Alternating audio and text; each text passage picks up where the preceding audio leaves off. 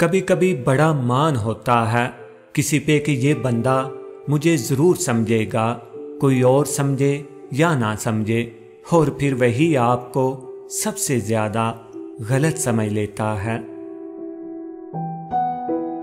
روٹھنے اور منانے کا عمل رک جائے تو محبت کو زنگ لگ جاتا ہے۔ دکھ تب ہوتا ہے جب ہماری نیت صاف ہو اور کوئی ہمیں غلط سمجھے۔ کسی کی زندگی میں رہنے کے لیے بھیک نہ مانگیں، اپنا دامن صاف رکھیں، اور اگر پھر بھی نظر انداز ہوں تو خاموشی سے ایک طرف ہو جائیں۔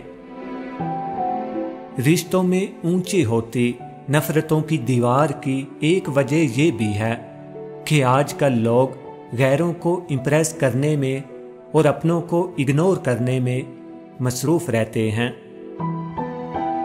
تم کسی کا گھر جلا دینے سے پہلے سوچنا کہ آگ جب پھیلے گی تو اپنا گھر بھی جل جائے گا۔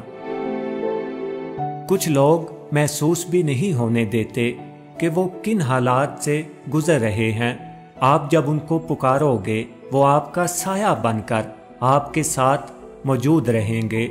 قدر کیجئے ایسے مخلص لوگوں کی، ہر انسان کی قسمت میں ایسے لوگ نہیں ہوتے۔ کبھی کبھی بہت نازک رشتوں کو بچانے کی خاطر بہت پرخلوص لوگوں کو کھونا پڑتا ہے۔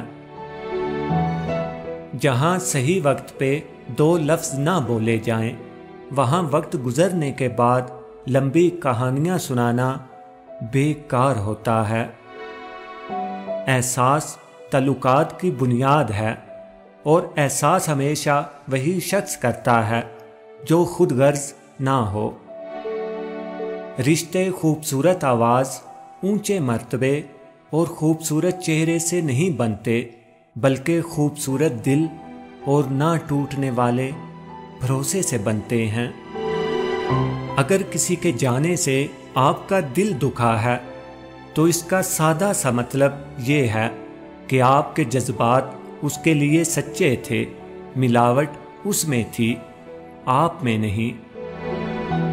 کتابوں کی اہمیت اپنی جگہ، سبق وہی یاد رہتا ہے جو وقت اور لوگ سکھاتے ہیں۔ دشمن بنانے کے لیے لڑائی کرنا ضروری نہیں، اتنا کافی ہے کہ آپ تھوڑا سا کامیاب ہو جائیں، پھر دیکھیے دشمنی تو خیرات میں مل جائے گی۔ محبت اور عبادت بتائی نہیں جاتی، بس کی جاتی ہے۔